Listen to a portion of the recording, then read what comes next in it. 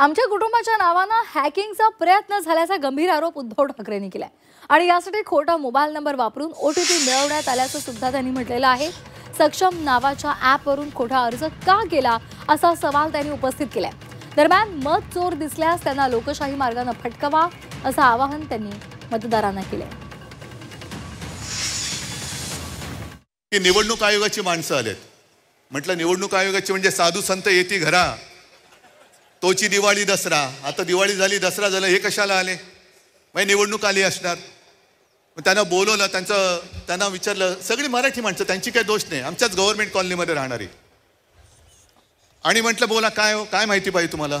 नाही तुम्ही सांगा म्हटलं मी काय सांगू मला काय माहिती तुम्हाला काय पाहिजे। नाही टेलिफोन नंबर बरोबर आहे का म्हटलं टेलिफोन नंबर खोटा आहे।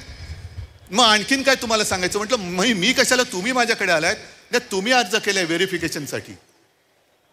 मग मी अनिल परबना विचारलं अनिल देसाईला विचारलं सूरजला विचारलं कोणी आपल्याकडनं अर्ज केलेला नाही आणि विशेष म्हणजे हा अर्ज कधी केला गेलाय 23/10/2025 म्हणजे कालच्या 23 तारखेला अर्ज केला गेलेला आहे आणि कुठून केलाय ते सक्षम नावाचं ॲप आहे।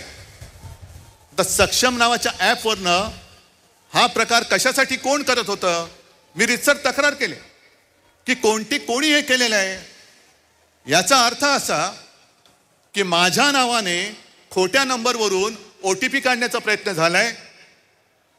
हे सगळं प्रकरण हॅक करण्याचा प्रयत्न झालाय आणि कदाचित आपण 14 आणि 15 तारखेला हा विषय हातात घेतल्यानंतर 23 तारखेला अर्ज केला गेलाय म्हणजे माझ्या सकट माझ्या कुटुंबातील 4 जणांची नावं मतदार यादीतून बाद करण्याचा प्रयत्न केला गेलाय का हे आता आपल्याला शोधलं पाहिजे। कारण हे नुसतं आम्ही येतोय राज काहीतरी करतोय मी काहीतरी करतोय पवार साहेबांची राष्ट्रवादी आणि त्यांचे सगळे नेते करतायत शेका पक्ष करते काँग्रेस करते एवढ्या पुरतं नाहीये। आजपासून तुम्ही सगळ्यांनी आणि प्रत्येक राज्यातल्या प्रत्येक नागरिकांनी ही जबाबदारी घेतली पाहिजे की मत चोर जिकडे दिसेल तिथल्या तिथे त्याला फटकावला पाहिजेच लोकशाही मार्गाने फटकवा।